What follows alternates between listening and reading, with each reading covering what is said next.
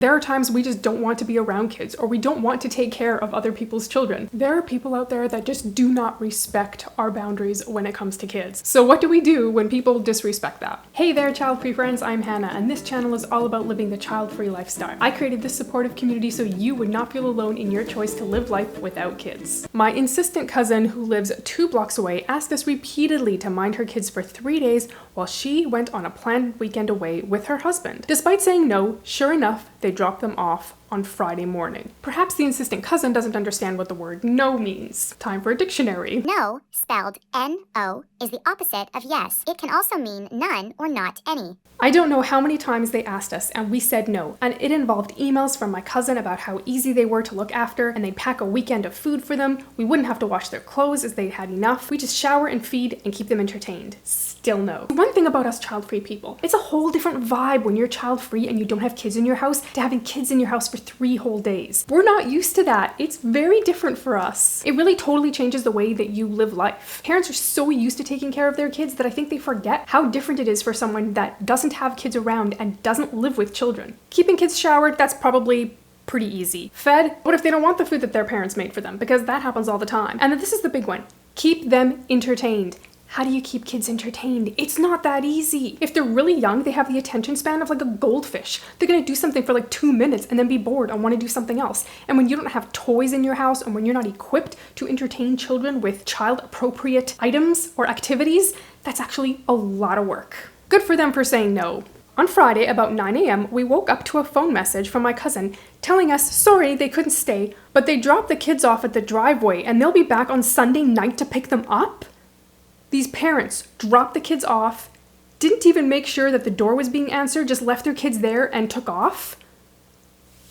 Oh my goodness. I've watched a lot of people's kids. There has never been a time that the parents dropped the kids off and left. Ever. Most of the time the parents come to the door. If they didn't come to the door and the kids are old enough to get themselves up the stairs to our front door, the parents at least waited in the car with the window rolled down until I opened the door, and then we waved at each other and then the parents left. How old are these kids? Am I out of line by saying that these parents seem a little neglectful? First off, they don't understand the word no, and then they just drop the kids off without even making sure that the individuals who said they didn't want to take care of their kids were home. I had the great pleasure in checking our porch cam, calling her back and going, yeah, just check the cams. They're still sitting out front. Dude, we're in Griffith. We won't be back till Sunday afternoon. You better come back. House cams are the best. When someone rings the doorbell and I don't actually want to go see who it is, I just check the app on my phone and then I can watch them. We'd been visiting another family in Griffith for 2 days already. The conversation that followed involved the ridiculous requests that we could head back early and be home that afternoon, organize for someone else to look after them, or maybe find a flight?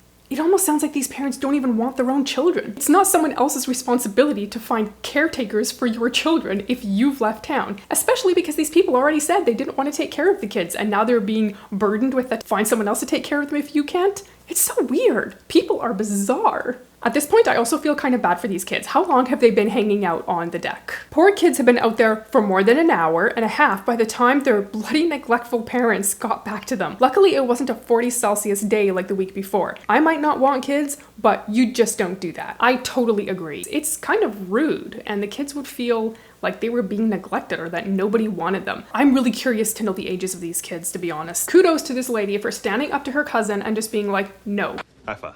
She set a firm boundary, and I think sometimes we really need to do that because otherwise people walk all over you, and I think that was actually the right thing to do.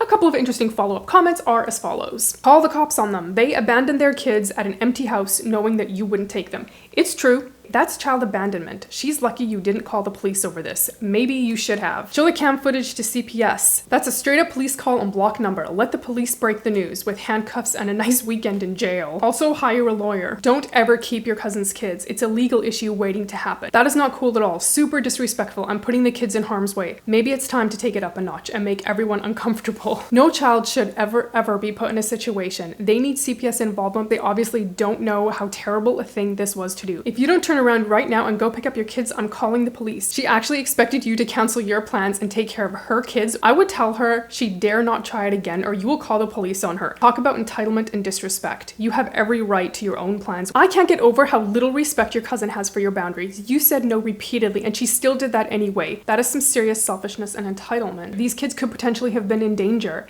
and the mom and dad are who knows where. Obviously, we don't know what the circumstance was, why the parents had to leave. It was something they knew ahead of time, and they should have found someone else to take care of their kids. This is literally child abandonment. Unfortunately, it might take police involvement to actually get them to realize how serious this issue is. That actually kind of did cross my mind. Would you call the police in a case like this? I mean, it just seems like if you've already told someone you don't want to take care of their kids, they don't even check to make sure you're home and they drop the kids off anyway.